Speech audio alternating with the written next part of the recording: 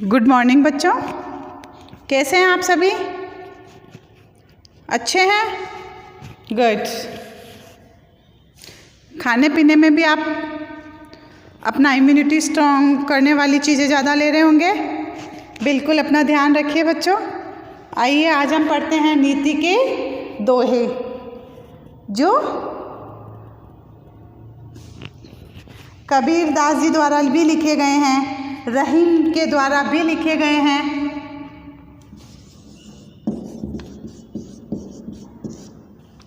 तो ये नीति के दोहे हैं। नीति शब्द क्या है? हमारे व्यवहार का ढंग या फिर बर्ताव करने का तरीका, इसे ही हम नीति कहेंगे।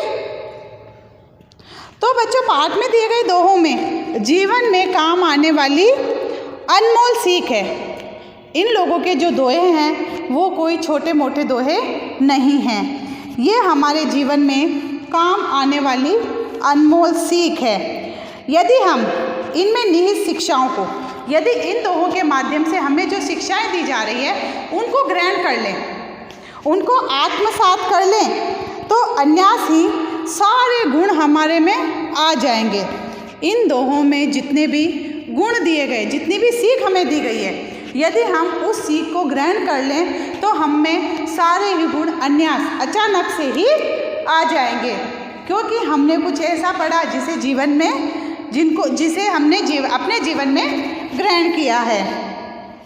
व्यक्ति को ऐसे काम नहीं करने चाहिए कि संसार में उसके जाने के बाद लोग ये कहे कि अच्छा हुआ चला गया, है ना।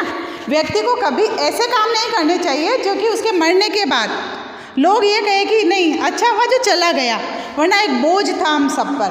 तो अगर किसी जाने वाले के लिए लोग ऐसा कहे तो क्या हमें अच्छा लगेगा? नहीं। तो हमें ऐसे काम करने चाहिए कि हमारे जाने के बाद भी लोग हमें याद करें कि नहीं, वो बहुत अच्छा आदमी था या वह इस तरह का आदमी था। मतलब एक हमारे लिए वो,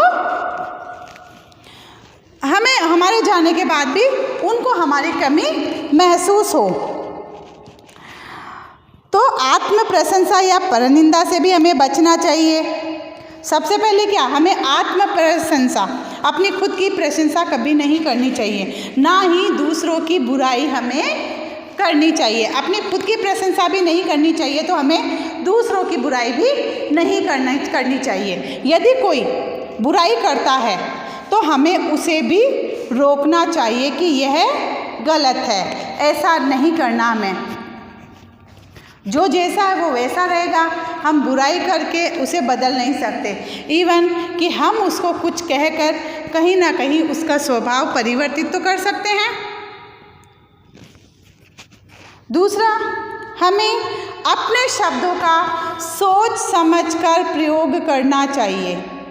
हम जो बोलते हैं वो सोच समझकर हमें बोलना चाहिए, क्योंकि यही बोली हमें उलझा भी देती है और सुलझा भी देती है। जहाँ हमारी जो वाणी है, हमारे जो शब्द हैं, जहाँ एक औषधि का काम करते हैं कि कोई इंसान बहुत परेशान है और हमने उसे जाकर सांत्वना दी, कोई बात नहीं है, ऐसा हो गया, सब ठीक हो जाएगा, तुम्हें मेरी तरफ से जो हेल्प चाहिए तुम ले लो, मैं तुम्हारी हमेशा मदद करने के लिए तैयार हूँ, लेकिन तुम इस तरह से परेशान मत हो। तो एक तो ये बोलने का जो तरीका है उसके लिए एक औषधि का काम कर गया कि मेरे साथ कोई है। दूसरा, हमारे बोलने का तरीका ऐसा होता है जो कि घाव पहुँचा देता है। क्यों, तुमने ऐसा कर दिया, देख लूँगा मैं तुम्हें। तो कुछ ऐसे शब्द होते हैं जो दूसरे को घाव देते हैं, चोट पहुँचाते हैं। बाण मतलब धनुष से छोड़ा गया, कहावत है ना, धनुष से छोड़ा गया तीर तो हम फिर भी वापस लाकर उस पर चढ़ा सकते हैं, लेकिन मुंह से निकले हुए शब्द वापस कभी भी लौट कर नहीं आते हैं। इसीलिए हमें अपने शब्दों का प्रयोग जो है वो सोच समझकर करना चाहिए। संसार के झूठे आकर्षण में कभी नहीं फंसना चाहिए। संसार के झूठे आकर्षण में, आप लोग टीवी पर कितने सारे ऐड देखते हैं ये शैम्पू अच्छा है, ये पाउडर अच्छा है, ये खाने में बहुत अच्छा है, आप ये लाइए खाइए। तो वो क्या है, सिर्फ एक दिखावा है, जबकि उनमें हमारे लिए फ़ायदेमंद चीज़ें कुछ भी नहीं है, कोई सी भी ऐसी चीज़ नहीं जो हमें फ़ायदा करे। लेकिन फिर भी हम उस दिखावे में फंस जाते हैं और हम भी वही दिखावा करने लगते हैं। तो संसार में हमेशा झूठे आकर्षण से बचना चाहिए, उनमें नहीं फंसना चाहिए, परोपकारी बनना चाहिए, दूसरों की भलाई के लिए सोचना चाहिए और उनकी भलाई करनी भी चाहिए। लेकिन इतनी भी भलाई नहीं करनी चाहिए कि अगला हमें बिल्कुल ही कमज़ोर समझ ले या हमारा नाजायज़ फ़ायदा ही उठा ले, है ना। तो हमें इतना भी नहीं, लेकिन दूसरों को चोट कभी नहीं पहुंचानी है। उनकी भलाई के लिए कोई दुखी है या किसी को हमारी मदद की आवश्यकता है तो उनकी भलाई हमें ज़रूर करनी चाहिए। अपनी प्रकृति इतनी अच्छी बनानी चाहिए कि उस पर कुसंगति का प्रभाव ना पड़े। अपने आचरण को हमें इतना अच्छा बनाना है कि उस पर दूसरे की संगति का असर बिल्कुल भी ना पड़े। हमारा आचरण इतना मजबूत हो कि हम किसी बुरे व्यक्ति के साथ हैं लेकिन फिर भी हमारी छवि कहीं पर भी खराब नहीं हो। मुसीबत के समय ही सच्चे मित्र की परख होती है। ये तो आप सब शुरू से ही जानते हैं, सभी जानते हैं ना कि मुसीबत के समय जो आपके साथ खड़ा है वही आपका सच्चा मित्र है। वो सच्चा मित्र नहीं है जो कि आपको मुसीबत में देखकर वहाँ से भाग गया है। आप लोग क्या करते हैं, एग्ज़ाम में चीटिंग करते हो ना। जब दूसरा बच्चा कहेगा मैडम ये चीटिंग कर रहा है, फिर उससे पूछेंगे अगले से, क्यों तुमने देखा इसको? नहीं देखा मैम। आगे पीछे पूछेंगे, तुमने देखा? तो हमने नहीं देखा मैम। तो कोई उसके लिए उसको मुसीबत में कोई नहीं डालना चाह रहा।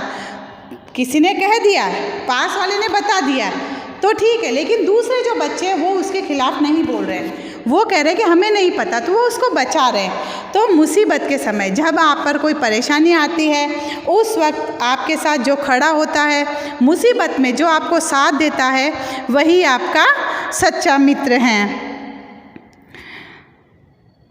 विपत्ति रूपी कसौटी पर खरा उतरने वालों को ही सही मायने में सच्चा मित्र कहा गया है। विद्या रूपी धन को प्राप्त करने के लिए हमें परिश्रमी बनना चाहिए। विद्या ही एक ऐसा धन है जिसको प्राप्त करने के लिए हमें परिश्रमी बनना चाहिए, मेहनती बनना चाहिए। हम दिन रात मेहनत करेंगे जब ही विद्या जैसा धन हमें प्राप्त होगा, अन्यथा नहीं। यदि जितने गुण अभी मैंने आपको बताए उनमें से कुछ गुण भी अगर आप अपने जीवन में उतार लें, कुछ गुणों पर ही यदि आप आत्मसात कर लें तो आप बहुत अच्छे बन सकते हैं, आप एक गुणवान व्यक्ति बन सकते हैं। तो आइए, तो दोहों को पढ़ाने से पहले मैं बताऊंगी बच्चों, सुखी जीवन जीने के लिए हमें ऐसे प्रयास करने चाहिए जिनसे सफलता का सुख मिले। मतलब अपने जीवन को सुखी बनाने के लिए हमें कुछ ऐसे प्रयास करने चाहिए जिससे कि हमें सफलता भी मिले और सुख भी मिले। असफलता का दुख नहीं, सफलता और सुख दोनों मिलने चाहिए, हमें असफलता और दुख नहीं चाहिए। ठीक उसी प्रकार में समाज में संबंधियों से हमें ऐसा व्यवहार करना चाहिए जिसके बदले हमें प्रेम और अपनापन मिल सके। हमें अपने समाज में, परिवार में, अपने सगे संबंधियों से इस तरह का व्यवहार करना चाहिए जो कि वापस हमारे पास लौट कर आए तो वो एक अपनापन हो, इज्जत हो, मान सम्मान हो, है ना। जो व्यवहार हम दूसरों को देंगे वही हमारे पास वापस लौट कर आएगा। तो उचित व्यवहार का ज्ञान हमें नीति से मिलता है। सफल प्रयास और उचित व्यवहार का ज्ञान हमें नीति से, अपने व्यवहार के ढंग या बर्ताव से ही मिलता है, जिन्हें अपनाकर हम सफल हुए हैं। ऐसे ही कुछ अनुभव इस पाठ में हैं। तो संत कबीर अपने समय के महान समाज सुधारक थे।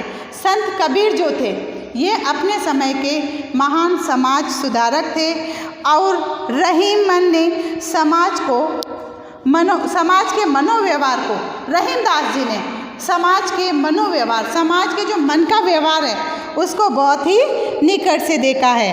वृंद भी मध्यकालीन के प्रसिद्ध कवि थे। वृंद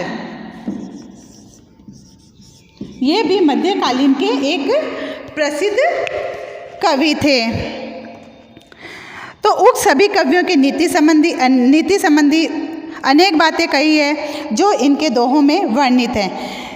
इसी पाठ में कुछ महत्वपूर्ण दोहे संकलित हैं। इन दोहों में समाज, संसार, मित्रता, मानव प्रकृति आदि के विषय में प्रकाश डाला गया है। तो बच्चों निकालिए पेज नंबर 80, नीति के दोहे। आइए अब हम पढ़ते हैं।